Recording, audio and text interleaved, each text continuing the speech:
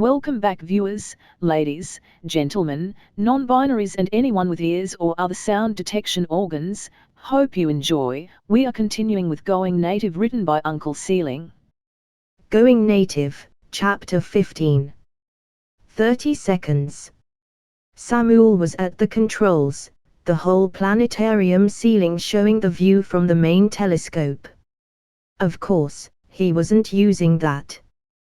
He was wearing a VR headset, showing him his customized workspace while he adjusted settings. Sammy and Marin were sitting on one of the couches, looking up with pads at the ready to take notes. It was all being recorded, but first impressions can be important.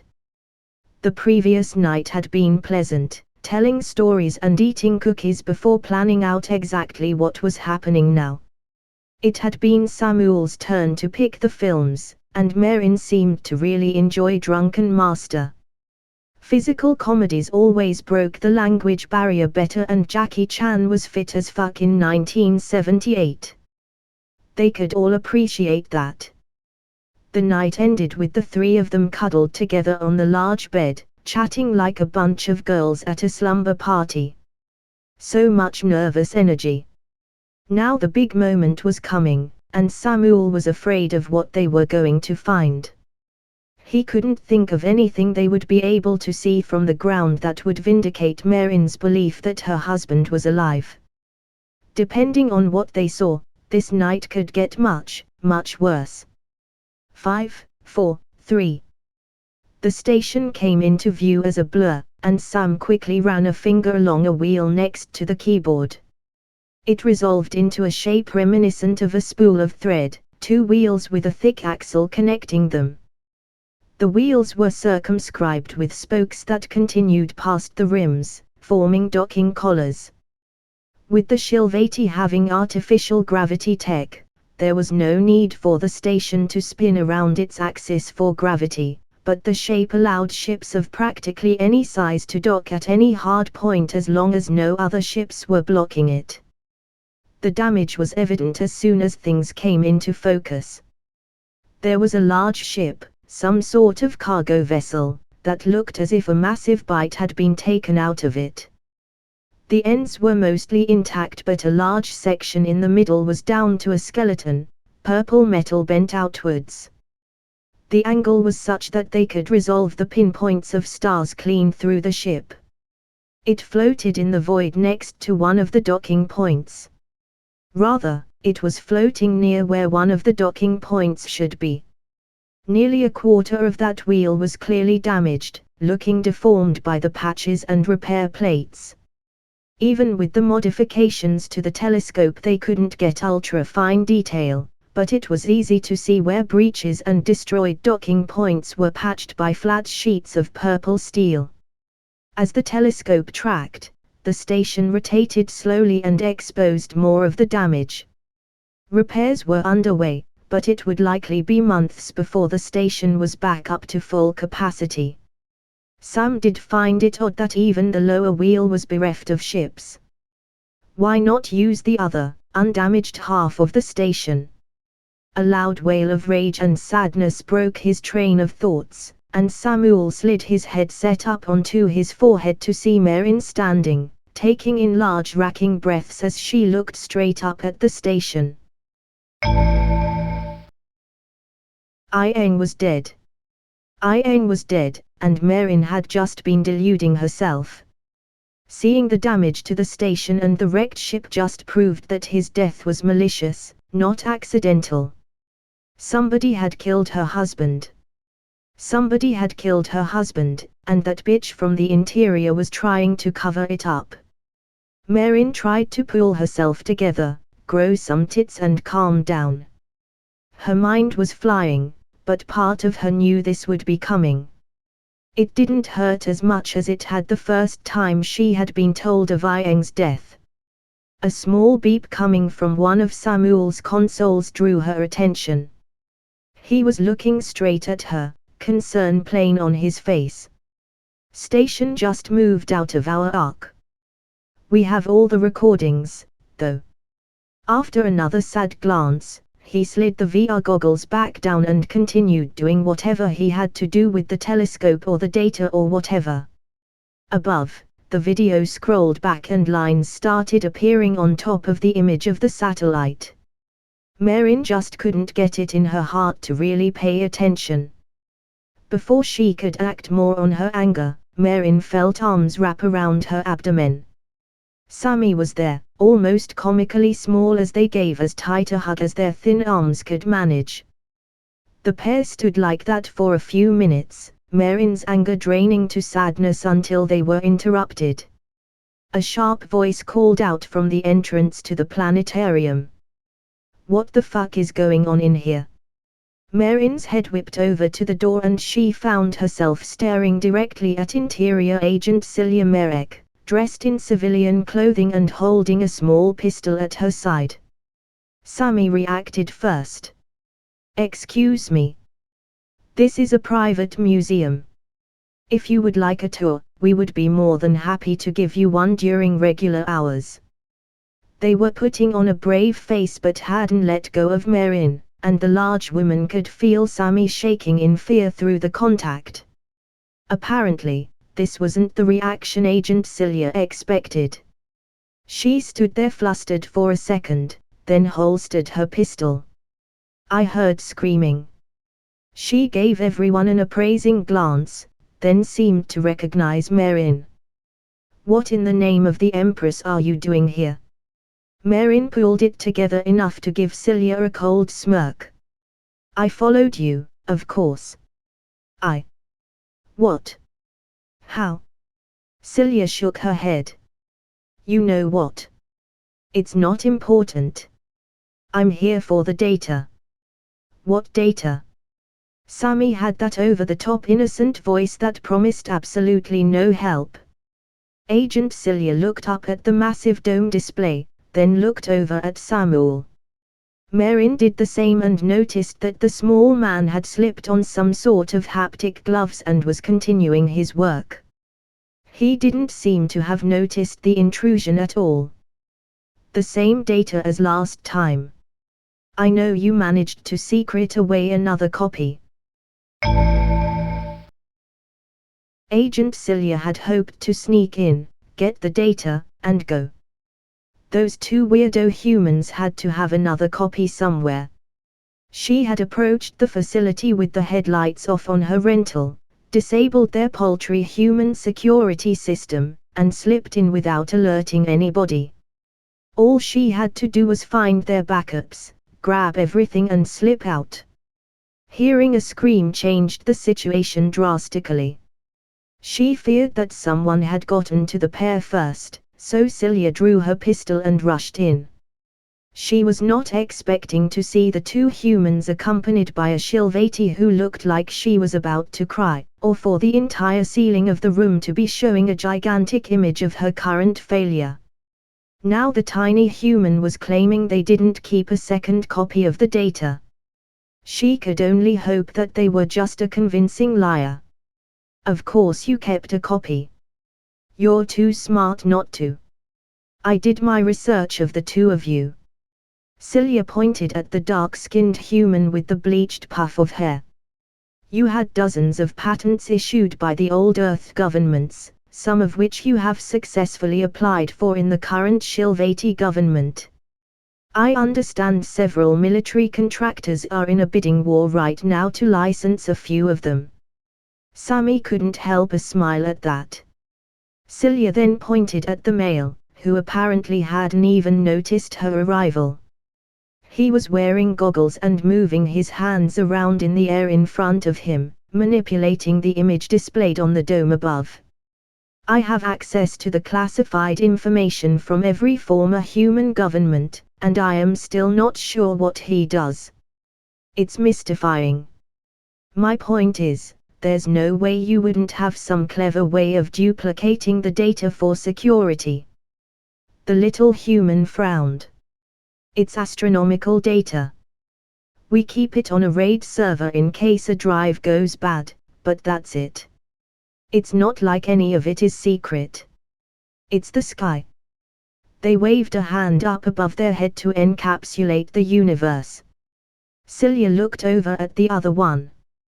He still seemed to not have noticed them, but for all she knew he was actually deleting data or something.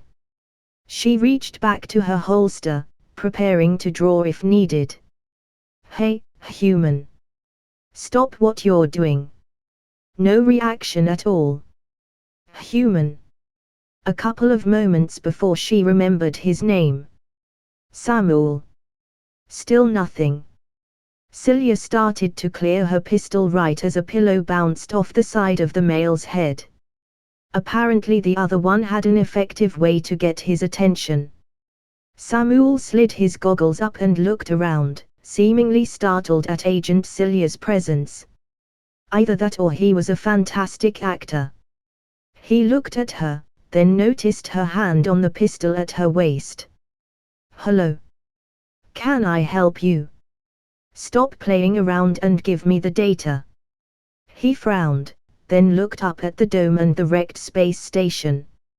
"Seriously? I mean, it's just hanging up there. We can look at it again in a couple days. Anybody with a telescope can." She means what she already took. Both Celia and Samuel turned to look at the elfin human. "But we don't have it." "She does." Samuel turned back and locked eyes with Celia in a way she found uncomfortable. It held no fear, but seemed like he was searching for something. Or she lost it. There it was.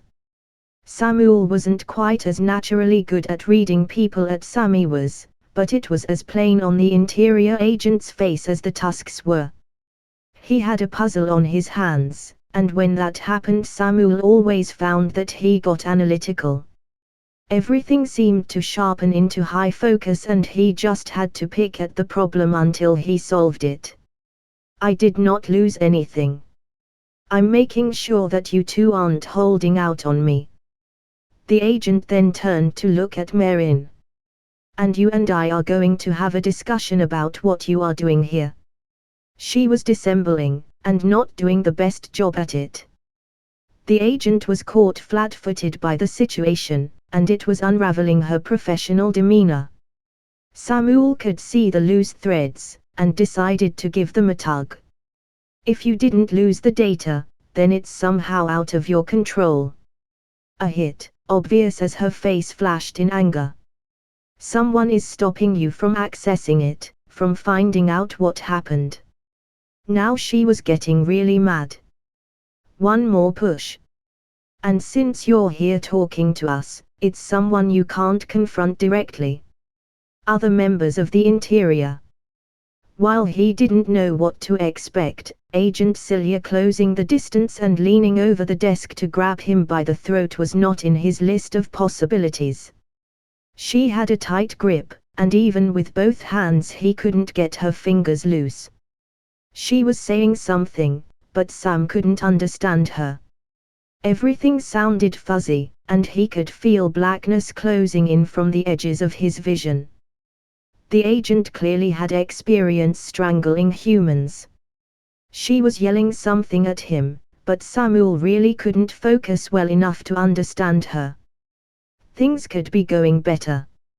He was proud of himself. When she let go, Samuel didn't go completely ragdoll. He managed to grab the edge of the table and lean forward onto that, gasping at the sudden blossom of pain as the blood rushed back to his brain. The small man still ended up sliding onto the floor, but at least he didn't go down like a chump. Looking up, he saw that Agent Celia had made a classically dumb move. She had been choking him with her dominant hand, leaving her pistol exposed. Marin had just walked up behind her and plucked it right out of the holster before putting it to the back of the agent's head. "Really? You'd earn the wrath of the interior to protect a human you don't even know? Be serious." "No," Marin replied, her voice calm. "But I would shoot a suspicious prowler in civilian clothes who was breaking into a museum.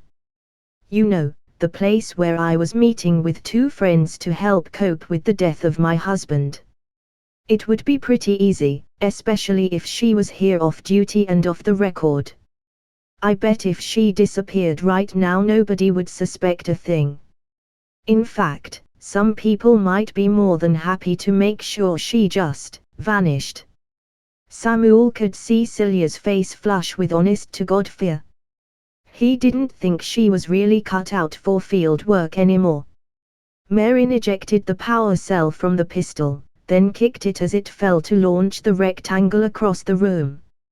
She then took the empty pistol and flung it in the opposite direction. Or you can cut the shit.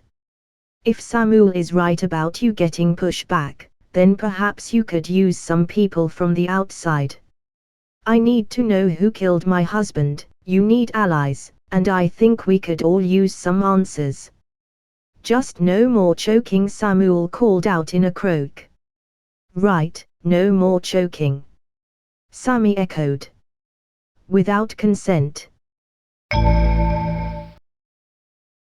The four of them sat around the kitchen table, Samuel across from the agent with Sammy and Marin on either side. At Sammy's suggestion, Samuel had taken the time to put on a shirt with a high collar, mostly covering the purple bruises forming on his throat. They had also decided that attitudes might cool down if everything was discussed over food. Sammy had decided that they needed to be mediator for this conflict. Samuel was stubborn to a fault when he knew he was right and Marin had been about to execute the interior agent less than 20 minutes ago. Sammy figured that they were the only person who wasn't openly antagonistic to the large, bulky older Shilvati. Ribs were out of the smoker, red grail, for Celia and Marin, and beers, for the Sams, were on the table, and it was time to get this show on the road. Okay, so before this whole thing gets started, I want to lay down some ground rules, Sammy said pleasantly. I don't have to listen to you, Agent Celia started in immediately. You're civilians interfering in a... Oh, quit trying to throw your tits around, Marin interrupted. You're in a shit situation. You know it, we know it, and this will all go more smoothly if you pull your head out of your cunt. Celia stared at Marin for a moment. You know, it would be very easy for me to make your life a living hell. And I'm sure your superiors in the military would be interested to know that one of the controllers managing internal budgets is a secret interior agent. Marin didn't flinch and the two continued to glare at each other. Sammy was about to say something but Samuel beat them to it. You know, I like foxy boxing as much as the next male, but this really isn't the time to start the pre-match shit talking. Both large women turned to stare at him, black and gold eyes meeting his white and pale blue. What the two Marines started in unison, then stopped as they realized the other was talking. Sammy jumped into the opening. It's a human sport where two ladies dress in undergarments and poorly punch each other while trying to be as sexual about it as possible. Imagine two Shilvati guys with tight asses and nice hips getting topless and fighting with big padded gloves so neither one could really get hurt, rubbing against each other, that sort of thing.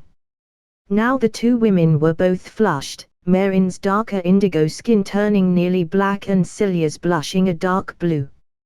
Situation diffused successfully. Sammy would have to thank Samuel later. Now, as I was saying, ground rules. First is that we're not just going to argue over all this food and let it get cold. I see that on TV all the time and it pisses me off and wastes food. We're actually going to enjoy a meal together, because Samuel has spent a decade working on his dry rub game and honestly if we don't eat it he's going to be inconsolable. Samuel did look appropriately sad and Sammy could practically see the Shilvati feminine instincts snap into place. He could have cooked the ribs over a tire fire and those women would praise it. The interior agent smirked, but did take a few ribs and transfer them onto her plate. Any other rules, O mistress of the planetarium? Sammy turned to Samuel. Make a note, that's going on the business cards. He nodded. And yes, one more. All cards go on the table. We'll tell you everything we know, but this honesty has to go both ways. You two both need answers, and us humans at the table are in too deep to back out now. Samuel let out a little snort and both of the women flushed again. He was definitely getting a proper reward after this. After another moment of silence, Agent Celia picked up a rib and looked at it pensively. Well, I suppose there's nothing else for it. She looked over the other three at the table. You three are being drafted. From now until the foreseeable future, you are working for the Interior. She finished her proclamation with a bite, then stopped to stare at the meat in wonder. Okay, seriously, what the fuck? Celia felt like she had stepped into some bizarre alternative dimension where nothing made sense. A few minutes ago, she had attacked these humans. She was sitting next to a woman who had put a gun to her head. She should be getting out of here, figuring out how to silence all of them, and moving on with her life, forgetting this whole situation. Instead, she was devouring meat off the bone like an animal and listening to the two Sams having an animated discussion about whether or not they would be wearing their new Interior Agent uniforms in the bedroom and, if so, who would be wearing them. Celia didn't have the heart to interrupt and let them know that it wasn't going to be official in any way. Maybe she'd be able to find a uniform somewhere to send them as long as they agreed to not wear it outside. Marin was eating as well, though Celia could tell that it was going to take a lot more than a uniform to get the two to see eye to eye. Intimidation hadn't worked, threats had been rebuffed, and now Celia was down to perhaps the last tool in her toolbox. Honesty. She leaned over towards Marin and tried to keep her voice low enough to not interrupt the humans' conversation without seeming like she was trying to tell secrets. I owe you an apology. Marin turned and Celia could see the greasy marks on the tusks to either side of her mouth where the rib meat had rubbed. Self-consciously, Celia took a napkin and wiped her own tusks.